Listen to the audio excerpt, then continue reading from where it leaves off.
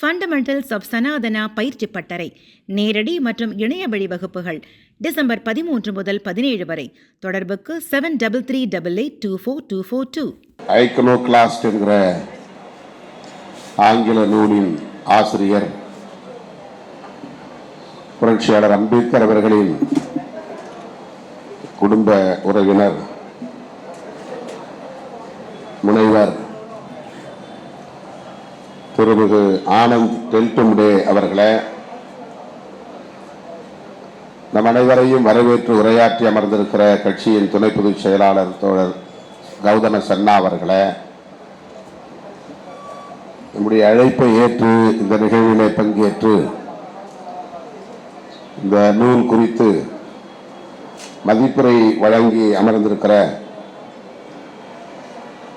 மூத்த ஊடகவியலாளர் ரோஜா முத்தையா ஆராய்ச்சி நூலகத்தின் பொறுப்பாளர் மதிப்பிற்குரிய தோழர் AS பன்னீர்செல்வம் அவர்களே,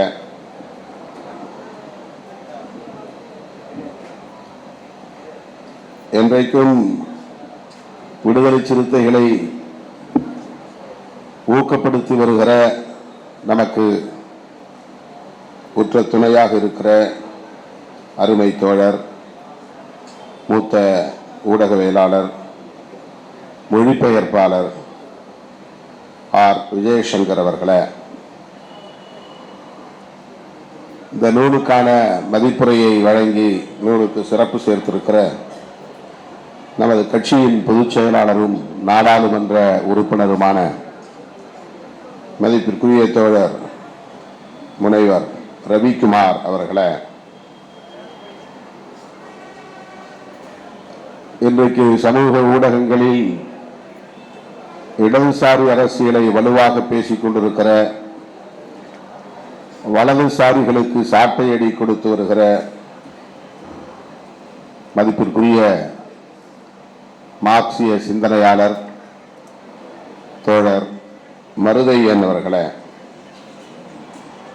வாழ்த்துறை வழங்கி விடைபெற்று சென்றிருக்கிற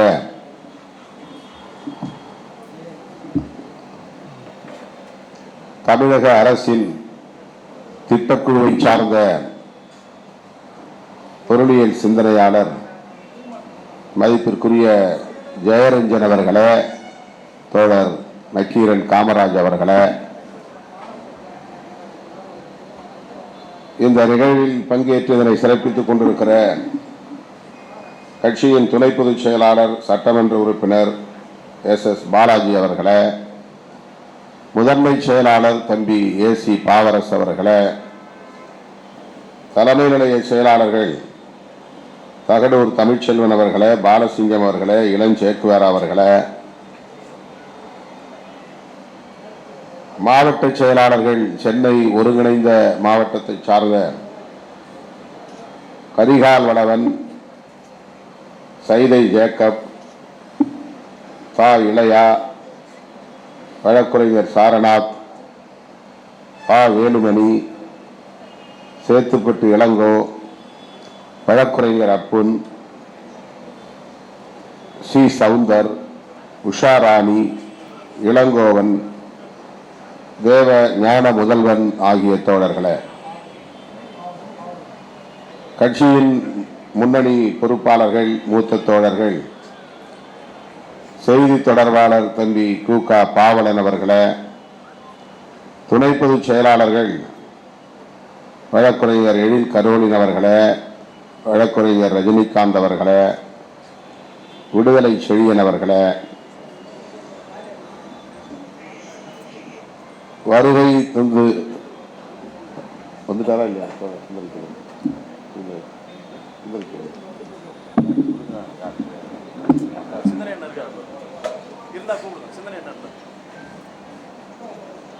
வருகை வந்திருக்கிற அண்டை மாவட்டங்களை சார்ந்த தோழர்களே, குறிப்பாக தென்னவன் அவர்களே, எழிலரசு அவர்களே,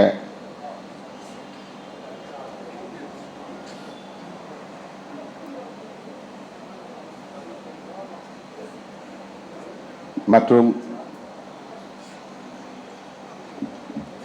இந்த அழைப்பை ஏற்று வருகை தந்திருக்கிற கட்சியின் முன்னோடிகளே, திரளாக கூடியிருக்கிற என் உயிரின் உயிரான விடுதலை சிறுத்தைகளே, உங்கள் அனைவருக்கும் என்னுடைய பணிவார்ந்த வணக்கத்தை தெரிவித்துக் கொள்கிறேன். இது குறுகிய கால இடைவெளியில் ஒருங்கிணைக்கப்பட்ட நிகழ்வு. நேற்று நடைபெற்ற நூல் வெளியீட்டு விழாவில் பங்கேற்பதற்காக வருகை தந்த திரு ஆனந்த் டெல்டும்டே அவர்களை நம்முடைய அலுவலகத்திற்கு அழைக்க வேண்டும் என்கிற ஆசையின் அடிப்படையில் அவரிடம் அனுமதி பெற்று இந்த நூலை இங்கே நாம் அறிமுகம் செய்திருக்கிறோம்.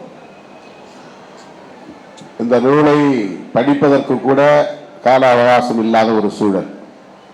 நேற்று இரவுதான் தோழர் விஜய் சங்கர் அவர்களுக்கே நாம் இந்த புத்தகத்தை கொண்டு போய் சேர்க்க முடிந்தது. அதற்கு ஒரு நாள் முன்னதாக எஸ் பன்னீர்செல்வம் அவர்கள் அவரே முயற்சி செய்து நூலை பெற்று படித்திருக்கிறார். தோழர் ரவிக்குமார் அவர்களை பொறுத்தவரையில் ஏற்கனவே இந்த நூல் வெளிவந்தவுடனேயே வாங்கி அதை படித்து விட்டார். ஆகவே இந்த மூவரும் இந்த நிகழ்விலே இந்த நூல் குறித்து பேச வேண்டும் என்று நாம் ஏற்பாடு செய்து திடுமென ஒருங்கிணைக்கப்பெற்ற ஒரு நிகழ்வு. பொதுவாக இந்த மாதிரியான நிகழ்வை நாம் மாலை நேரத்தில் தான் வைப்பதுண்டு. மாலையில் அவர் மும்பைக்கு செல்ல வேண்டிய சூழல் இருக்கும். 2 நாள் அனுமதி பெற்று வந்திருக்கிறார்.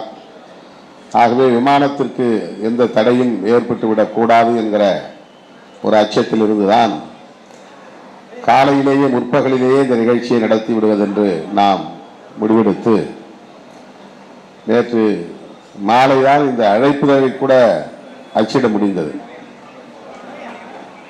எனவே குறுகிய கால இடைவெளியில் ஒருங்கிணைக்கப்பட்ட இந்த நிகழ்வில் பங்கேற்று நம்முடைய அழைப்பை ஏற்று வருகை தந்து சிறப்பித்த நம்முடைய சிறப்பு விருந்தினர்கள் அனைவருக்கும் முதலில் என்னுடைய நெஞ்சார்ந்த நன்றியை உரித்தாக்குகிறேன். அதேபோல இந்த நிகழ்வை சிறப்பிக்கிற வகையில் வருகை தந்திருக்கிற என் உயிரின் உயிரான விடுதலை சிறுத்தைகள் யாவருக்கும் என்னுடைய நன்றி.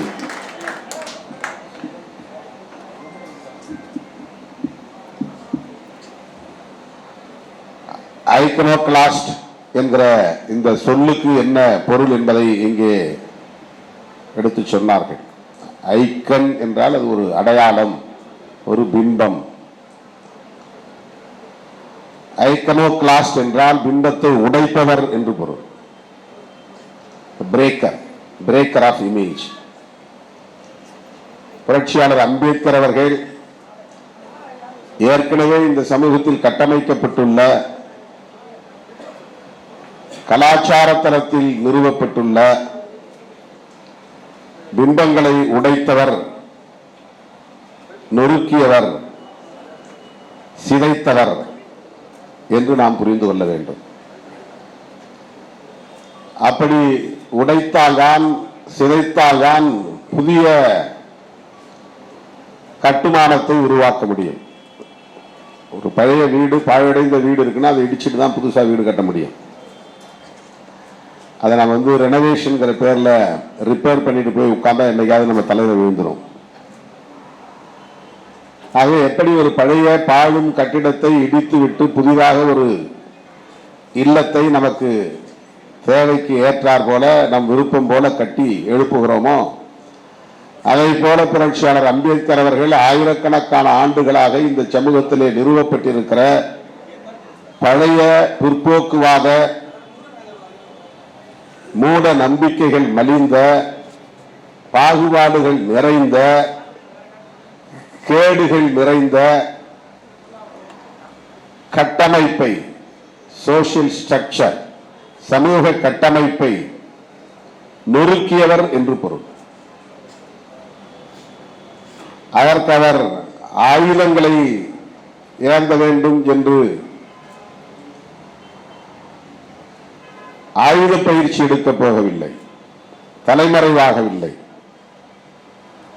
படை கட்டவில்லை. ஆனால் அதை நொறுக்க முடியும் என்கிற மேஜிக் அவரிடத்தில் இருந்தது, அந்த ஆற்றல் இருந்தது.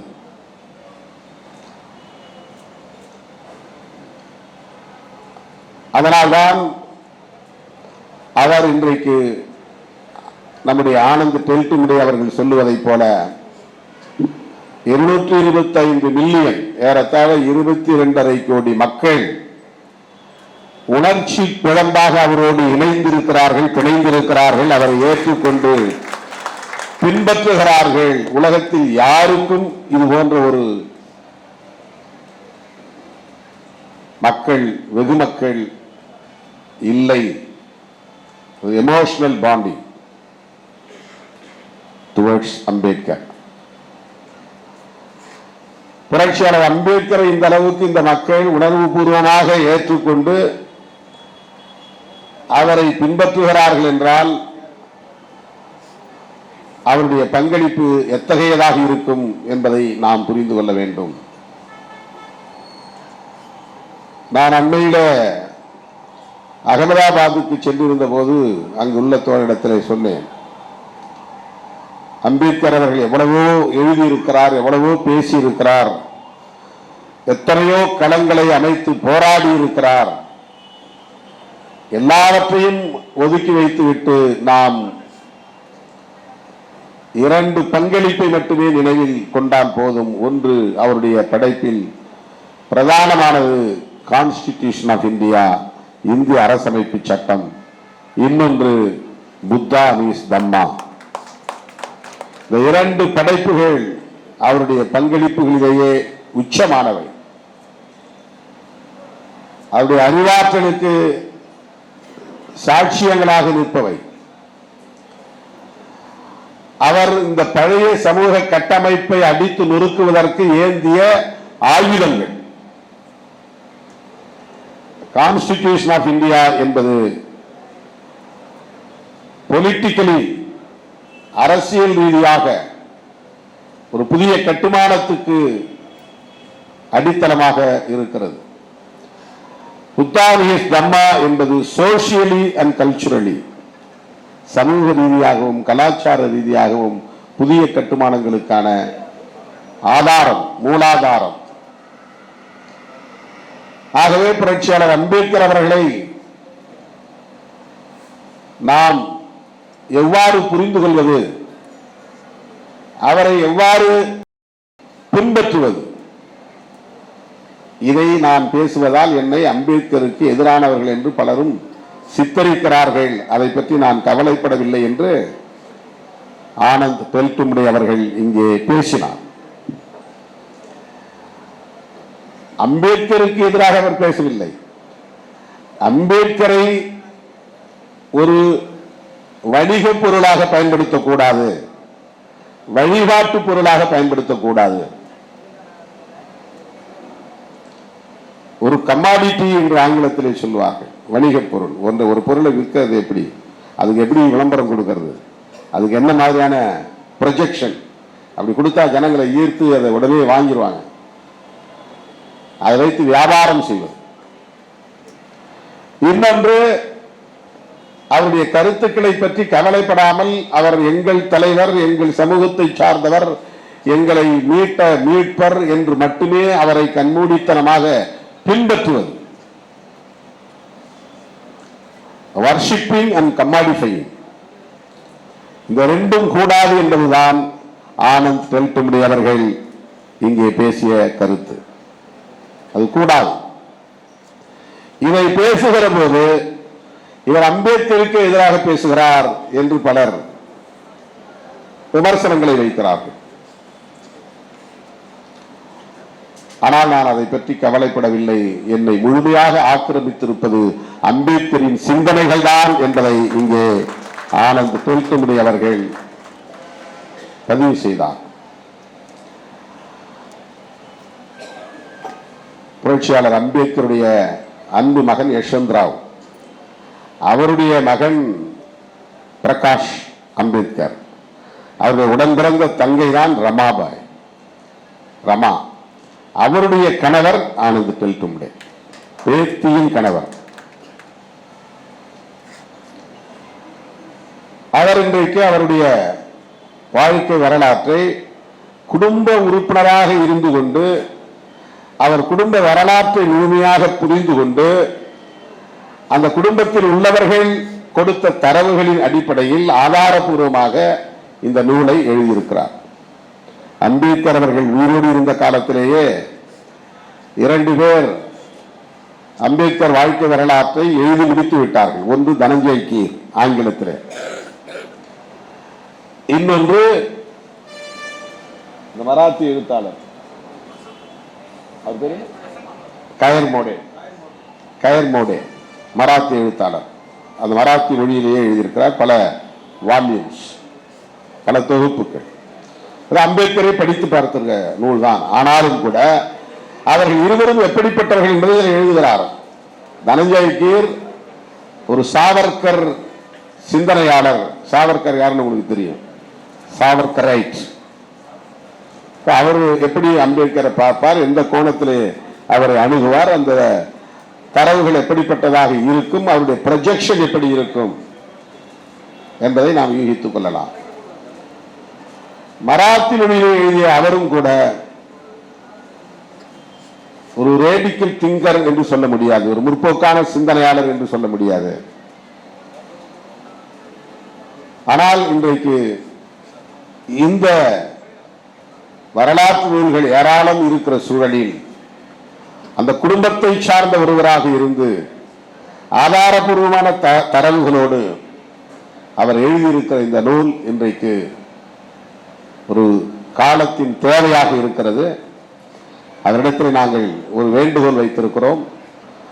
இதை தமிழ்படுத்தி வெளியிடக்கூடிய உரிமையை எங்களுக்கு தாருங்கள் என்று கேட்டிருக்கிறோம். அவர் அதற்கு இசையளித்திருக்கிறார். ஏற்கனவே ஒருவர் தமிழாக்கம் செய்து கொண்டிருக்கிறார் என்று சொன்னார். அவர் தமிழாக்கம் செய்யட்டும், அதை பரிசல் பதிப்பகம் வெளியிடட்டும் என்று நான் சொல்லியிருக்கிறேன்.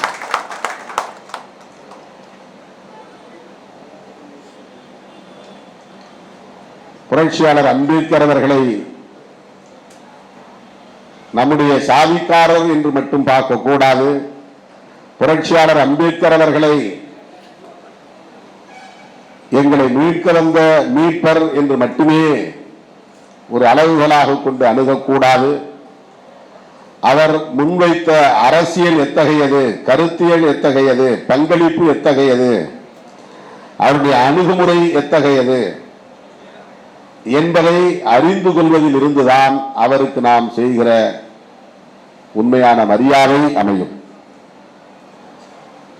இன்றைக்கு அதை வேறுபடுத்தி பார்ப்பதிலேயே நமக்கு நிறைய குழப்பங்கள் இருக்கின்றன. எல்லோரும் அம்பேத்கருக்கு பிறந்த நாள் கொண்டாடுகிறார்கள். அம்பேத்கர் ஜெயந்தி சங் பரிவார்களும் கொண்டாடுகிறார்கள். அம்பேத்கர் அவர்களை இந்துத்துவ தலைவர் என்று அடையாளப்படுத்துகிறார்கள். புத்தகங்களை போடுகிறார்கள், எழுதுகிறார்கள். மிகுந்த வலியோடு சொன்னார், தமிழ்நாட்டை தவிர எல்லா மாநிலங்களிலும் தலித்துகள் இன்றைக்கு பிஜேபியை ஆதரிக்கக்கூடிய நிலை உருவாகிவிட்டது. தமிழ்நாட்டில் பிஜேபி காலூன்ற விடாமல் தடுப்பதில் விடுதலை சிறுத்தைகளின் பங்களிப்பு மகத்தானது. ஏன் என்றால் நமக்கு ஒரு கிளாரிட்டி இருக்கு, எது அம்பேத்கர் கருத்தியல் என்கிற புரிதல் நம்மிடத்திலே இருக்கிறது. அதைவிட ஒரு தற்காலிகமான வளர்ச்சிக்காக, தற்காலிகமான புகழுக்காக, தற்காலிகமான அதிகாரத்திற்காக நாம் அம்பேத்கரின் பாதையை விட்டு நழுவிவிட முடியாது. 4 எம்எல்ஏ போதாது, அது 10 மாறணும் அப்படின்னு சொல்றதுல என்ன பெரிய வளர்ச்சி இருக்கிறது? 4 10 விட்டால் மாற்றம் நிகழ்ந்து விடுமா? 2 எம்பிக்கள் போதாது, அது 5 எம்பிக்களாக வேண்டாமா? 2 2ஆக இருந்தாலும் அது 5ஆக மாறினாலும் ஒரே இம்பாக்ட் தான். ஒன்றும் பெருசாக நீங்க சாதிச்சிட முடியாது. தனிநபர்கள் அதிகாரம் பெறுவது என்பதல்ல, பதவி பெறுவது என்பதல்ல, சமூக மாற்றத்தை ஏற்படுத்துவதற்கான தாக்கத்தை நாம் உருவாக்க வேண்டும். அதுதான் முக்கியமானது. புரட்சியாளர் அம்பேத்கருடைய கனவு அதுதான். அவர் மட்டும் கான்ஸ்டிடியூஷனை எழுதாமல் இருந்திருந்தால் இந்த மண்ணில் செக்யூலரிசம் என்பதை பற்றி பேசுவதற்கான வாய்ப்பே இல்லாமல் போயிருக்கும். எழுதுகிற போதே இந்த தேசத்திற்கான அரச மதத்தை அவர்கள் முடிவு செய்திருப்பார்கள். எழுதுகிற போதே இந்த தேசம் ஒரு மதம் சார்ந்த தேசம் என்பதை உறுதிப்படுத்தி இருப்பார்கள். காலம் தந்த கொடையாக புரட்சியாளர் அம்பேத்கர் அந்த சூழலில் பிறந்திருக்கிறார். அவர் கொஞ்சம் முன்னால பிறந்திருந்து காலமாகி இருந்தால், அல்லது நம்மை போல பின்னால் பிறந்திருந்து அந்த வாய்ப்பை பெறாமல் இருந்திருந்தால், இந்த நாடு ஏற்கனவே சங் பரிவார்கள் விரும்பியதை போல கட்டமைக்கப்பட்டிருக்கும், உருமாற்றம் செய்யப்பட்டிருக்கும். இந்த நாட்டுக்கான அரசமைப்பு சட்டத்தை ஒரு சங்கி எழுதியிருக்கக்கூடிய வாய்ப்பு உருவாகி இருக்கும், ஒரு சாவர்கரைட் எழுதியிருக்கக்கூடிய வாய்ப்பு உருவாகி இருக்கும். ஆனால் புரட்சியாளர் அம்பேத்கர் அவர்கள் அந்த அளப்பரிய வாய்ப்பை பெற்றதன் வாயிலாக நமக்கு கிடைத்திருக்கிற மிகப்பெரிய ஆயுதம் கான்ஸ்டிடியூஷன் ஆஃப் இந்தியா.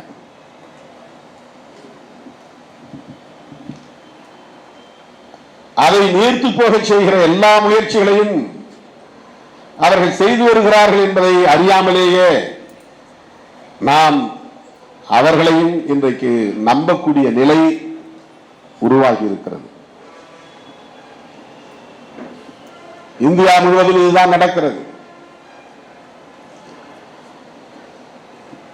பெரியாரை நேரடியாக அவர்கள் எதிரி என்று அடையாளம் காட்ட முடிகிறது. அம்பேத்கரை எப்படி அவர்களால் அடையாளம் காட்ட முடியவில்லை, நேரடியாக எதிர்க்க முடியவில்லை. பெரியாரை எதிரி என்று காட்டுகிற அந்த அணுகுமுறை சரி. அம்பேத்கரை தங்களுடைய மதிப்புக்குரியவர் என்று காட்டுவது ஆபத்தானது. அம்பேத்கரை விழுங்கி செரிக்க பார்க்கிறார்கள். இதை தடுப்பது இன்றைக்கு நம் முன்னால் இருக்கிற மிக முக்கியமான சவால்.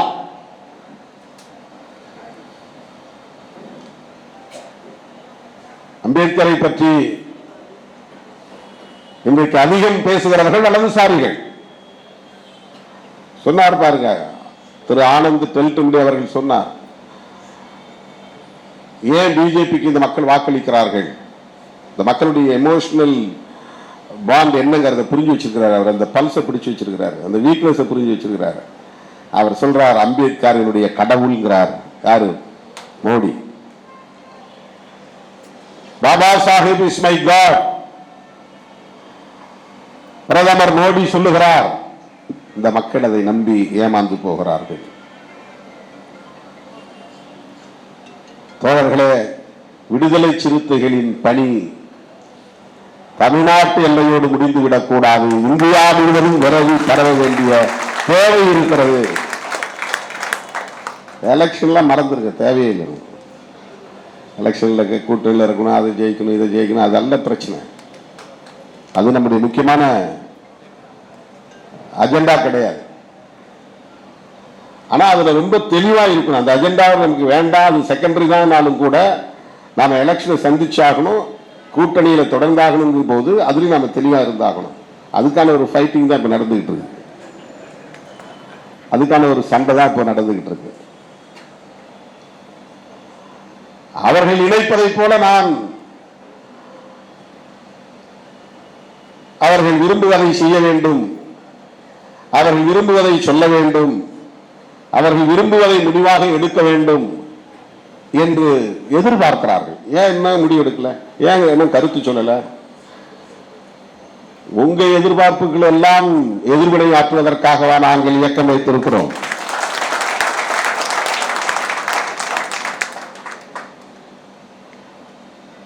நாங்கள் எங்கள் நிலைப்பாட்டில் உறுதியாக இருக்கிறோம், தெளிவாக இருக்கிறோம்.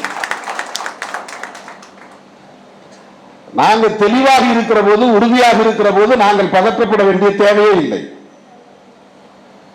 எதை எந்த நேரத்தில் எப்படி அணுக வேண்டும் என்பது எங்களுக்கு தெரியும்.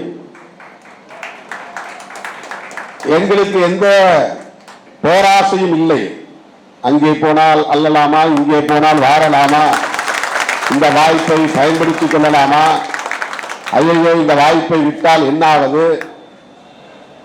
ஒரு தம்பி சொல்றாரு, இதுக்கு நீங்க டாக்டர் ராமதாஸை ஃபாலோ பண்ணணும்னு. எவ்வளவு சரியான ஒரு ஐடியா கொடுக்கிறார் பாருங்க, ஆலோசனை.